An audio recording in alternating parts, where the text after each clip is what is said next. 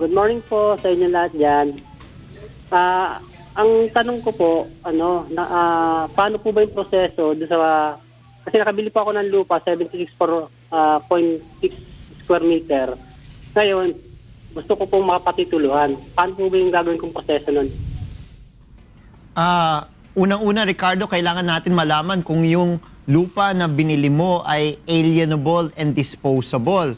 Dahil kung hindi yan alienable and disposable at yan ay pag may-ari ng gobyerno, baka mahirap sabihin, baka naloko ka. No? Kailangan malaman po muna natin kung alienable and disposable yung lupa.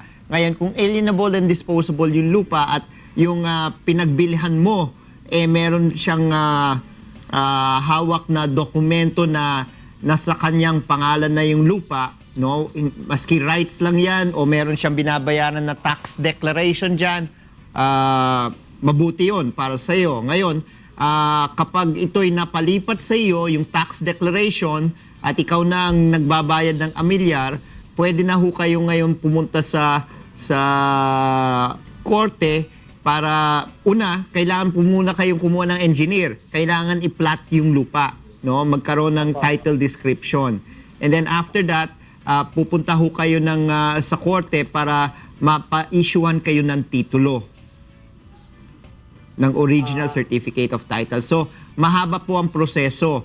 Kaya ang unang tanong ko nga, kailangan mo muna malaman, yung nabili mo bang lupa ay nasa alienable and disposable side. Dahil kung yan ay hindi, at yan ay pag may-ari ng gobyerno, parang makanaloko ho kayo. Ngayon, sabihin na po natin na may tax deck na yan, tax declaration at binabayaran yung amilyar dyan. Yun, pwede ho ninyong bilhin yan, no? At dadaan ngayon po tayo sa proseso sa paggagawa po ng titulo. Bali, may ito, yung isang lote po kasi ito na binili nung bali hipag ko po. Okay. Mayroon po sila, may papeles po sila. Bali, yung sa isang lote, 300 square meter, pinagbili sa akin yung 76.6 square meter doon. Yun lang po yung hihiwalay ko lang yung bahaging yun sa lote niya. Titulado ba yung lupa? Meron po. Okay. Ngayon kung titulado, ang unang step po ninyo, ipa-annotate po muna ninyo sa likod ng title, no, yung master title, yung bentahan na nangyari para ma-indicate po sa likod ng title na binili po ninyo yung 76 square meters. Opo.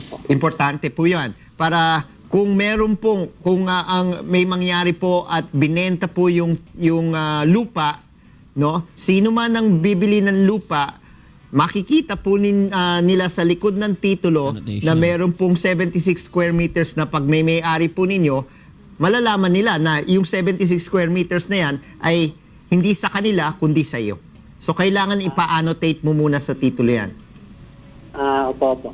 Tapos pagkatapos po doon, kailangan po kayo kumuha ngayon ng geodetic engineer para ma-plot ngayon saan ba yung 76 square meters sa 200 square meters.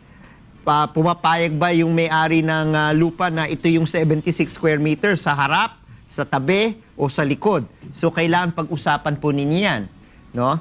Ngayon kung maliwanag na kung saan, doon ngayon susukatin ng geodetic engineer para umpisahan na yung proseso sa paghihiwalay ng 76 square meters. Opo. Okay, Ricardo? Opo, nakuha ko po. Opo. Okay. Maraming salamat, Ricardo. June, back to you. Maganda dyan sa Morong Rizal. Mura lang siguro lupa dyan, Ricardo, no? Sige, usap tayo mamaya. Okay, hanggang dito muna ang ating ikonsulta mo sa ating mga satellite monitoring centers ngayong araw po na Lunes. Bukas, God willing, muli po tayo magkukonsultahan para sa mga problema ng ating mga kasambahay. Okay, Erin?